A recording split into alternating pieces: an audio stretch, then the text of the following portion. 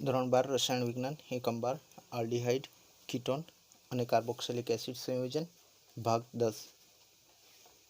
આજના ભાગમાં આપણે આલ્ડીહાઇડ અને કીટોનના ઓક્સિડેશન અંગેની ચર્ચા કરીશું. સૌપ્રથમ આલ્ડીહાઇડના ઓક્સિડેશન અંગે ચર્ચા કરીએ તો સામાન્યતઃ આલ્ડીહાઇડના oxidation nitric acid, potassium permanganate KMnO4, potassium dichromate K2Cr2O7 तथा अन्य ऑक्सीडाइजिंग एजेंट જેમ કે ટોલન્સ પ્રક્રિયક, ફેહલિંગ પ્રક્રિયક જેવા મંદ ઓક્સિડેશન કરતા માઇલ્ડ ઓક્સિડાઇઝિંગ એજન્ટ, મંદ ઓક્સિડેશન કરતા અથવા તો નિર્બળ ઓક્સિડેશન કરતાની હાજરીમાં ઓક્સિડેશન કરવામાં આવે છે. જ્યારે આલ્ડીહાઇડનું ઓક્સિડેશન થાય છે ત્યારે કાર્બોક્સિલિક એસિડમાં પરિણમે છે.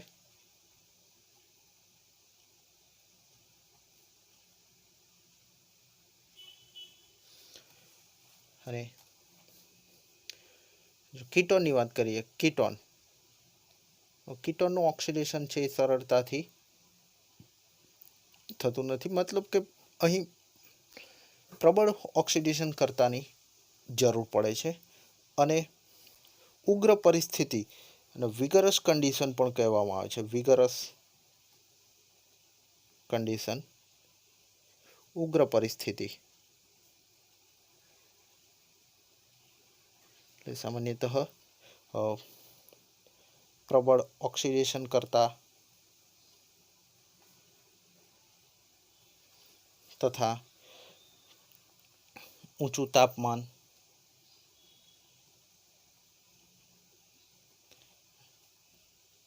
હાયર ટેમ્પરેચર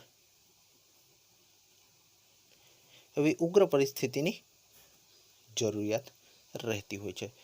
સૌપ્રથમ એક પ્રશ્ન થાય કે આલ્ડીહાઇડ અને કીટોનના પરખ માટેની કસોટી. અહીં પ્રેક્ટિકલ સાથે થિયરીમાં પણ એટલું જ ઇમ્પોર્ટન્ટ છે. પ્રેક્ટિકલમાં પણ 2 માર્ક્સની અહીં એક ટેસ્ટ જરૂરિયાત મુજબ કરવાની રહે છે અને પરીક્ષામાં પણ ક્યાંક MCQ તથા થિયરીમાં પણ પૂછાતી રહે છે. તો સૌપ્રથમ આલ્ડીહાઇડ અને કીટોનના પરખ માટેની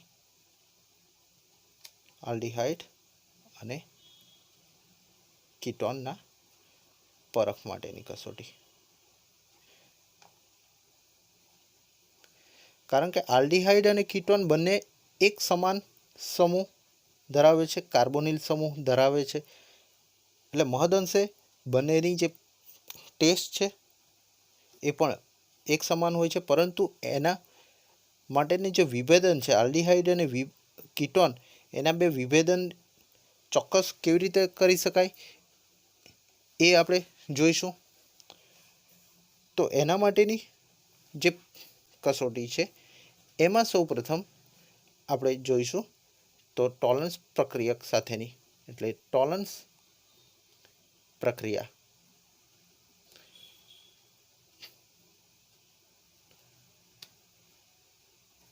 એટલે ટોલન્સ કસોટી અને નંબર 2 ફેહલિંગ કસોટી.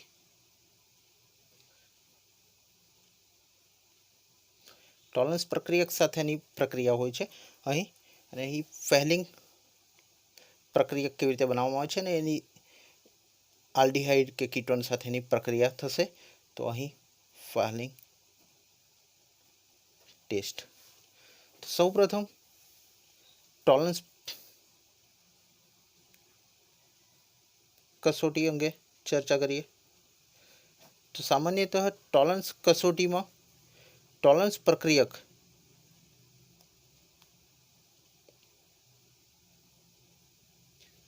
केवी रीते बनावो। एक ड्राय टेस्ट ट्यूब जेमा सिल्वर नाइट्रेट નું દ્રાવણ લેવામાં આવે છે, ત્યારબાદ સોડિયમ હાઇડ્રોક્સાઇડનું દ્રાવણ ઉમેરવામાં આવે છે। સોડિયમ હાઇડ્રોક્સાઇડનું દ્રાવણ સિલ્વર નાઇટ્રેટમાં ઉમેરતા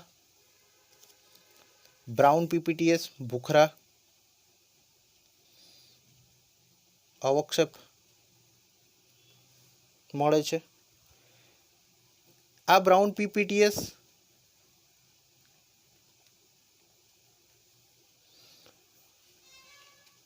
મળે છે, ત્યારબાદ એમાં ડ્રોપ વાઇઝ એમોનિયમ હાઇડ્રોક્સાઇડ ઉમેરવામાં આવે।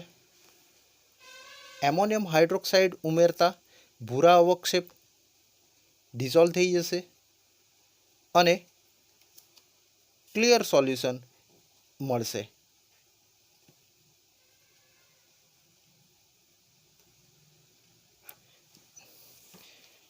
રંગવિહીન દ્રાવણ મળશે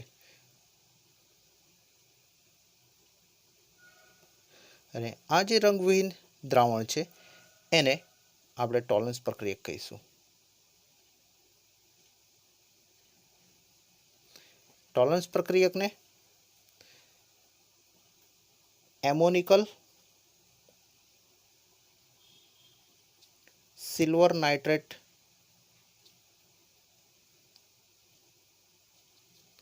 દ્રાવણ કહીશું। ઓકે, ત્યારબાદ એક અન્ય ટેસ્ટ ટ્યુબ લેવામાં આવે છે।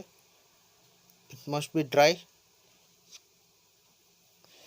સૂકી હોવી જરૂરી છે, જેમાં આલ્ડીહાઇડ અથવા તો કીટોન જે કંઈક કાર્બનિક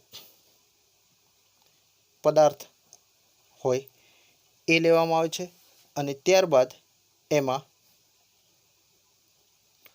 ટોલન્સ પ્રક્રિયક ઉમેરવામાં આવે છે। ટોલન્સ પ્રક્રિયક ઉમેરતા ટેસ્ટ ટ્યુબને ગરમ કરવામાં આવે છે। ટેસ્ટ ટ્યુબ ગરમ કરતા અંદરની સપાટીએ ટેસ્ટ ટ્યુબની અંદરની સપાટીએ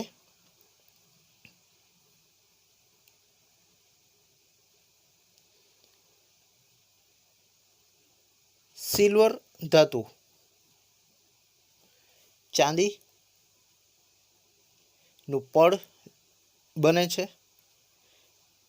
જે આલ્ડીહાઇડ પ્રેઝન્ટ છે એવું કન્ફર્મ કરે છે, એને ચોકસાઈ એક આપે છે કે હા આલ્ડીહાઇડ પ્રેઝન્ટ છે। તો અહીં આલ્ડીહાઇડ પ્રેઝન્ટ છે એના માટેની ચોકસાઈ કે જો સિલ્વર ધાતુ એ ટેસ્ટ ટ્યુબના અંદરની તરફ બનતી હશે તો જ આલ્ડીહાઇડ કન્ફર્મ કહેવાશે। ઓકે, અધરવાઇઝ શું હશે? કીટોન। ઓકે, રાસાયણિક પ્રક્રિયા સમજીએ। અહીં બીજી વાત કે ટોલન્સ પ્રક્રિયક અહીં ટોલન્સ ટેસ્ટ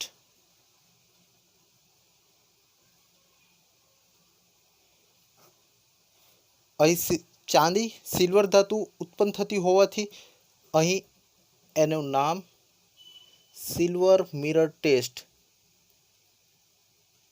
રજત દર્પણ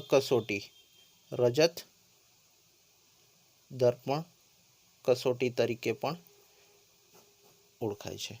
પરીક્ષામાં પણ સીધું પૂછ્યું હોય ટોલન્સ ટેસ્ટ તો એની સામે રજત દર્પણ કસોટી શબ્દ પણ વાપરી શકે છે।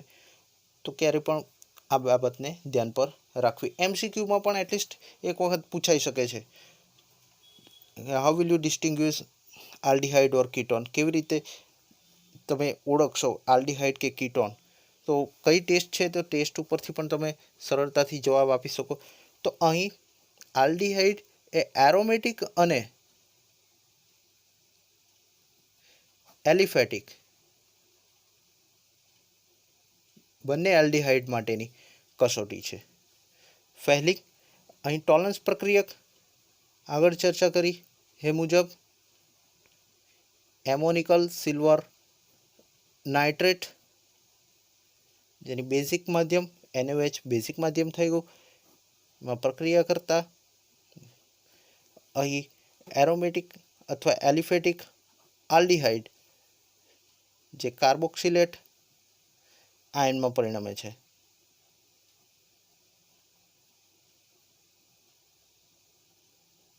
તો આલ્ડીહાઇડનું કાર્બોક્સિલેટ આયનમાં ઓક્સિડેશન થશે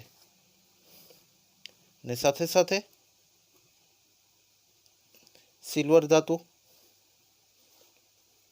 ટેસ્ટ ટ્યુબના અંદરના ભાગે જમા થાય છે અને એની સાથે થોડા પ્રમાણમાં પાણી અને એમોનિયા વાયુ પણ ઉત્પન્ન થાય છે, NH3.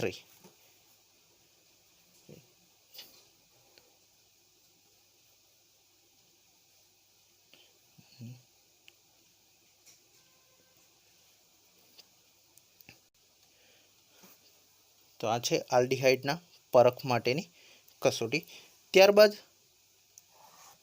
અન્ય કસોટીની ચર્ચા કરીએ, એ છે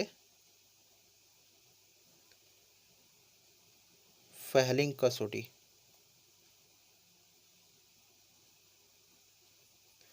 જેમાં ફેહલિંગ દ્રાવણ એ કોપર સલ્ફેટ CuSO4 અને ફેહલિંગ દ્રાવણ બી પોટેશિયમ સોડિયમ ટાર્ટરેટ C4H4O6 ટેટ્રાહાઇડ્રેટ 4H2O. અહીં પોટેશિયમ સોડિયમ ટાર્ટરેટ ટેટ્રાહાઇડ્રેટ જે રોચેલ સોલ્ટ તરીકે ઓળખાય છે. તો ફેહલિંગ એ અને ફેહલિંગ બી ના સમપ્રમાણ દ્રાવણ લઈ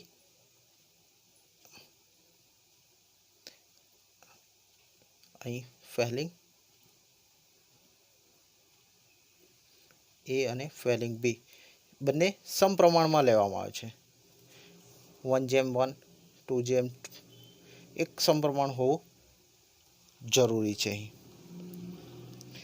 ત્યારબાદ અન્ય ટેસ્ટ ટ્યુબ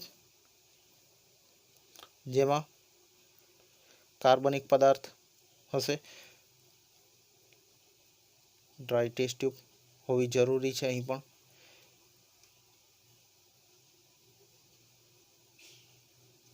તો ફેહલિંગ સોલ્યુશન એ અને બી નું મિશ્રણ ઉમેરવામાં આવે છે અને ત્યારબાદ એને ગરમ કરવામાં આવે છે અને ગરમ કરતાની સાથે જો લાલ ભૂખરા અવક્ષેપ અથવા લાલ અવક્ષેપ પ્રાપ્ત થાય, રેડિશ બ્રાઉન,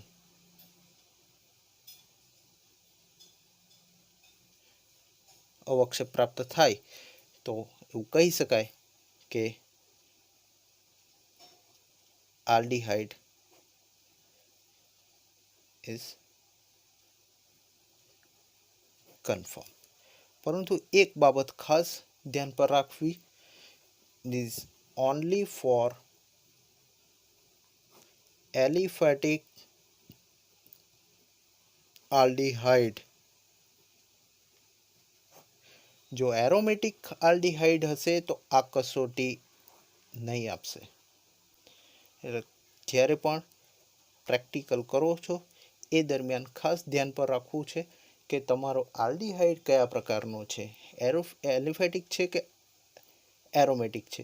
જો એલિફેટિક કે એરોમેટિક એ બેને ડિસ્ટિંગ્વિશ કરવું હશે તો તમે ટોલરન્સ ટેસ્ટ કરો, અને એલિફેટિક હશે તો જ આ ટેસ્ટ આપશે, અધરવાઇઝ એરોમેટિક આલ્ડીહાઇડ હશે તો ટેસ્ટ આપશે નહીં. એરોમેટિક આલ્ડીહાઇડ મતલબ બેન્ઝાલ્ડીહાઇડ અહીં ટેસ્ટ આપશે નહીં, પરંતુ એલિફેટિક આલ્ડીહાઇડ દાખલા તરીકે ઇથેનોલ એ ટેસ્ટ આપશે, Fehling test. Okay, it's not for aromatic aldehyde. ત્યારબાદ આપણે અહીં રિએક્શન જોઈશું. Cu2+ અને બેઝિક માધ્યમમાં પ્રક્રિયા.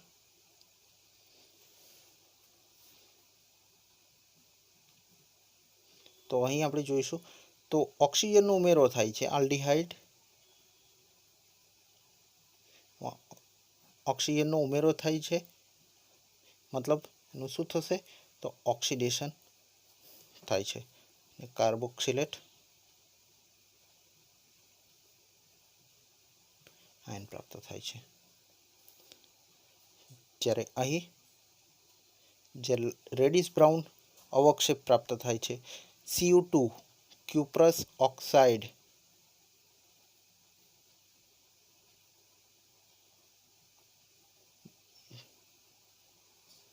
Reddish brown PPTS is obtained, અને થોડા પ્રમાણમાં પાણી Cu2, અને ત્યારબાદ 5OH 3H2. હવે અહીં Cu2+ એનો ઓક્સિડેશન નંબર +2 છે, જ્યારે ક્યુપ્રસમાં ઓક્સિડેશન નંબર એ +1 છે, મતલબ ઓક્સિડેશન આંકમાં ઘટાડો થાય છે, એટલે અહીં સીયુનું શું થશે તો રિડક્શન થશે, જ્યારે આલ્ડીહાઇડ છે એનું ઓક્સિડેશન થશે, અહીં ઓક્સિજનનો ઉમેરો થાય છે. તો ક્યુપ્રસ ઓક્સાઇડ રેડિશ બ્રાઉન અવક્ષેપ જે કન્ફર્મ કરે છે કે આલ્ડીહાઇડ કયો એલિફેટિક આલ્ડીહાઇડ. તો નેક્સ્ટ ભાગમાં આપણે કીટોનના ઓક્સિડેશન અંગેની ચર્ચા કરીશું. Thank you very much.